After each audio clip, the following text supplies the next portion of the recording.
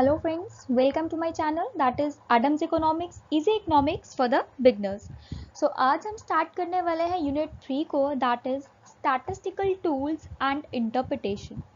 तो इसमें फ्रेंड्स हमें क्या डिस्कस करना है, अगर आपने मेरी फर्स्ट लेक्चर की वीडियो देखी होगी तो उसमें मैंने बिल्कुल क्लियरली इसको डिफाइन किया है कि किस तरह से हमारा जो बुक 1 है और you can say part 1 of economics है that has been divided into 3 parts. वो 3 पार्ट्स में डिवाइडेड है, यूनिट 1, यूनिट 2 एंड यूनिट 3, जिसको मैंने आगे डिस्कस किया हुआ है.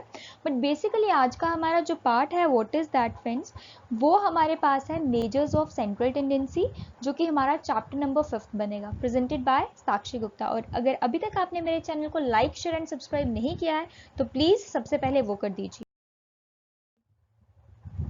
सो जैसा कि फ्रेंड्स आप देख सकते हैं यहाँ पे, this was the clip that I had taken out from the lecture 1. ये मैंने लेक्चर 1 से क्लिप निकाली है जिसमें मैंने आपको यहाँ पे डिस्कस किया दैट पार्ट 1 में you have to cover these 3 units, जिसमें हमारे पास सबसे पहला यूनिट जो है that is introduction, then second comes collection, organization and presentation of data, and उसके बाद हमारा आता है स्टैटिस्टिकल टूल्स एंड इंटरप्रिटेशंस. तो जो आपके पास इंट्रोडक्शन है that will incorporate your chapter number 1, वो चैप्टर नंबर 1 को डिस्कस करता है.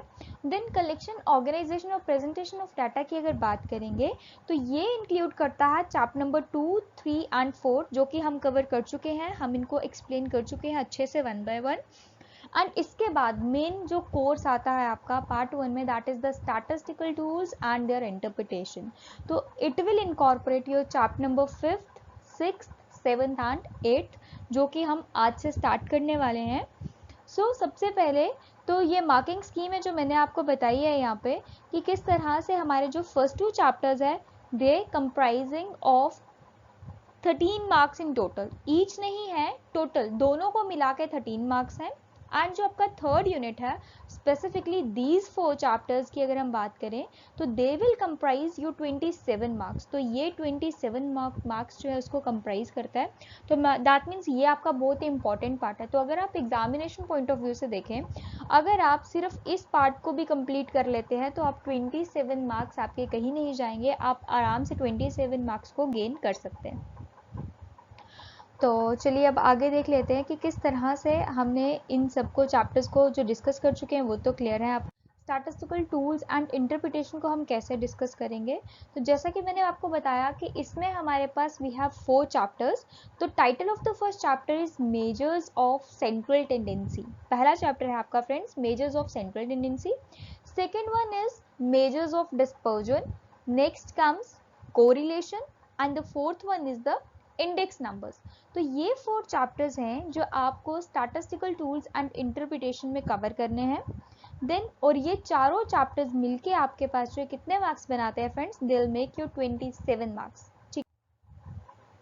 तो मेजर्स ऑफ सेंट्रल टेंडेंसी क्या है, इससे पहले देखते हैं कि हमने पढ़ क्या लिया है. टैबुलर प्रेजेंटेशन को हम डिस्कस कर चुके हैं कि किस तरह से टेबल्स में डाटा को प्रेजेंट किया जाता है.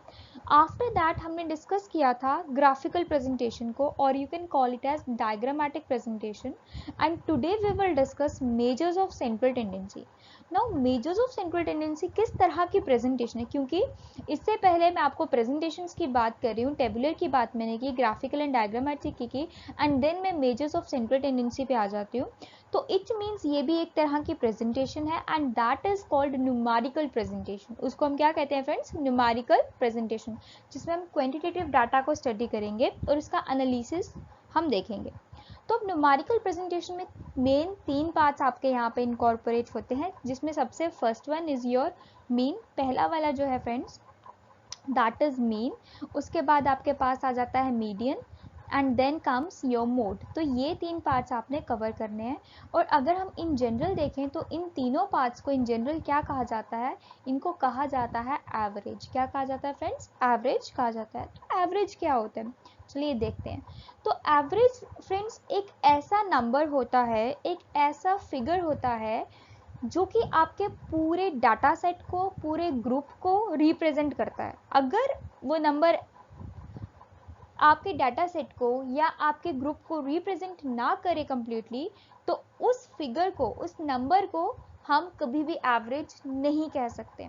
तो इसका क्या मतलब हुआ कि हम किसी भी नंबर को या सेट को या डाटा को एवरेज तभी कहेंगे अगर जिस क्वांटिटी की हम बात कर रहे हैं, जिस क्वांटिटी को हम एवरेज कह रहे हैं, वो हमारे पूरे होल ग्रुप को या पूरे सेट को क्या करे, वो रिप्रेजेंट करे। अगर वो पूरे सेट को रिप्रेजेंट नहीं कर रही है then we can't call it as average, तो हम उसको एवरेज नहीं कह सकते।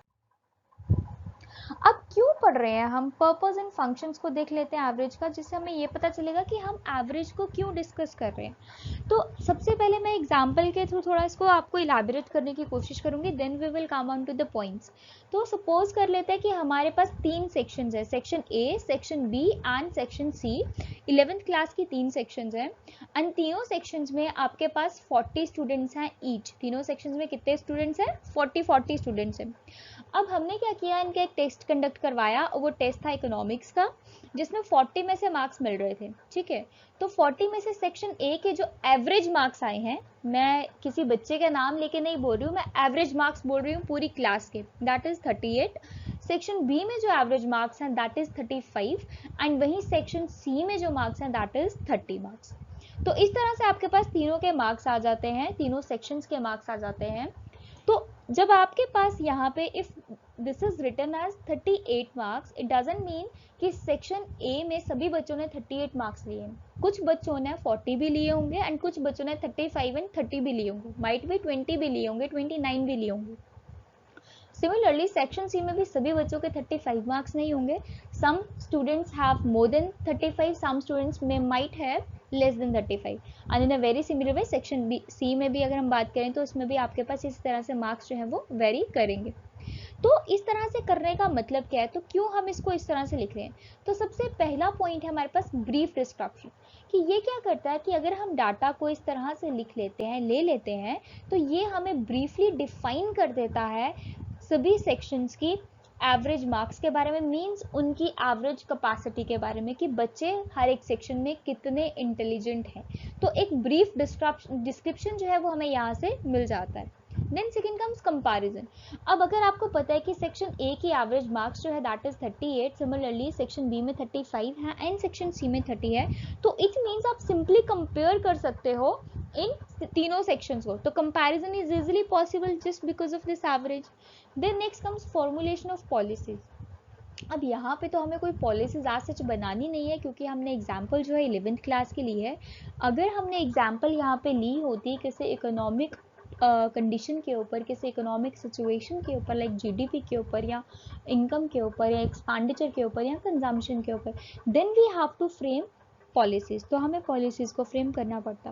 लेकिन यहाँ पे हमें ऐसा किसी पॉलिसी को फ्रेम नहीं करना है। तो यहाँ पे क्या मतलब है कि किस तरह से जो भी हमें प्रॉब्लम यहाँ पे दिख रही है इस ब्रीफ डिस्क्रिप्शन से, उस प्रॉब्लम को सॉर्ट करने के लिए, सॉल्व करने के what measures can be taken, क्या कर सकते हैं। जैसे कि हम यहाँ पे देख सकते हैं जो प्रॉब्लमेटिक पार्ट है that might be your section 3, वो आपकी सेक्शन सी जो है, जो थर्ड सेक्शन है वो हो सकती है। क्यों?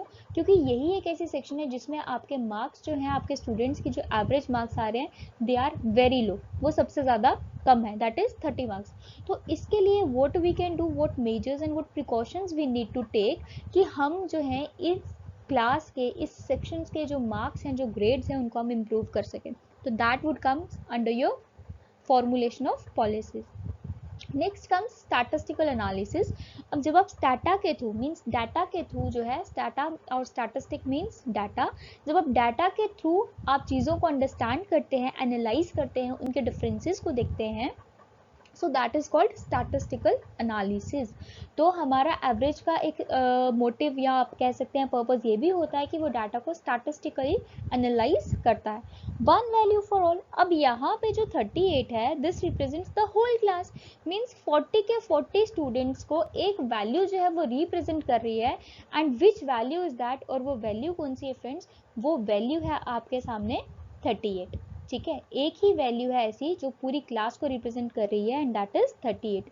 सिमिलरली सेक्शन बी में भी एक वैल्यू है जो पूरी क्लास को रिप्रेजेंट कर रही है and that value is your 35 marks. और यहाँ पे सेक्शन सी में एक वैल्यू है जो पूरी क्लास को रिप्रेजेंट कर रही है, दैट इज 30 मार्क्स। तो इस तरह से आप क्या देख सकते हैं कि किस तरह से एक ही वैल्यू जो है वो आपकी पूरी पॉपुलेशन को डिस्क्राइब। तो बात कर लेते हैं टाइप्स ऑफ एवरेजेस की। तो टाइप्स ऑफ एवरेजेस में फ्रेंड्स मेनली हमारे पास दो तरह की एवरेजेस आती है। Number one is the mathematical average and second part is the positional average. अब मैथमेटिकल एवरेज क्या होती है, जिसमें हम mathematically with the help of tools जो है हम इसको कैलकुलेट करते हैं। So that is why we are calling it as mathematical averages. And जो पोजिशनल एवरेजेस होती हैं they are completely or you can say wholly solely based on positions, वो पोजिशंस के ऊपर बेस्ड ऑन होती है। फॉर एग्जाम्पल, जैसे example के तौर पे हमने यहाँ पे लिया कि मैथमेटिकल जो एवरेजेस है इसमें हमारे पास तीन पार्ट्स जो है कवर होते हैं। Number one is the arithmetic mean, second is the geometric mean and third one is the harmonic mean. तो ये तीनों ही जो है मैथमेटिकल एवरेजेस हैं जिनको कि हमें स्टडी करना है। But basically what happens friends, इसमें आपको जो अच्छे से स्टडी करना है that is just the first part arithmetic mean, because यही आपके सिलेबस में है। ज्योमेट्रिक मीन की अगर हम बात करते हैं या हार्मोनिक मीन की हम बात करते हैं तो ये आपके सिलेबस में नहीं है। ऑल्दो हम इनके फॉर्मूलाज को भी एक बार देख लेंगे कि किस तरह से इनको कैलकुलेट किया जाता है, बट बेसिकली जो मेन हमारा एम्फेसिस रहने वाला है वो हमारा अरिथमेटिक मीन पे रहने वाला है। एंड सिमिलरली अगर हम पोजिशनल एवरेजेस की बात करें तो इसमें हमारे पास जो हमें डिस्कस करना that is the median value, then comes your partition value and then comes mode. तो इसमें भी फ्रेंड्स दो चीज़ों पे ज़्यादा फोकस रहेगा, that is your median and then comes your mode. तो जो आपका पार्टीशन वैल्यू है उस पर एज सच इतना हमारा एम्फेसिस नहीं रहने वाला है, बिकॉज ये आपके सिलेबस में नहीं है। जो आपका पार्टीशन वैल्यू की जिसकी हम बात करें तो partition value is actually not in your syllabi. तो हम इसको भी सिर्फ जस्ट अंडरस्टैंड करने के पॉइंट ऑफ व्यू से हम इसको स्टडी करेंगे, बट हमें ज़्यादा प्रैक्टिस करनी है arithmetic mean or you can call it as simply mean, median and mode की। तो फ्रेंड्स अगर आपको मेरा आज का लेक्चर अच्छा लगा तो प्लीज़ इसे ज़्यादा से ज़्यादा लाइक, शेयर एंड सब्सक्राइब कीजिए। चैनल का नाम तो आप लोग जानते ही हैं, that is Adams economics, easy economics for the beginners. और हाँ, बेल आइकन को दबाना मत भूलिएगा, क्योंकि अगर आप बेल आइकन को नहीं दबाएंगे तो आपको मेरी अपकमिंग किसी भी लेक्चर की नोटिफिकेशन नहीं मिलेगी। और इसके साथ ही हम डिस्कस कर लेते हैं थोड़ा सा कि हमारा नेक्स्ट लेक्चर किस पे रहने वाला है। That is the lecture number 26 जो कि हमारा रहेगा बेसिकली अरिथमेटिक मीन पे, और हम न्यूमेरिकल क्वेश्चंस को स्टार्ट करेंगे, इनके फॉर्मूलाज को अंडरस्टैंड करेंगे। So till then bye bye, take care, see you soon.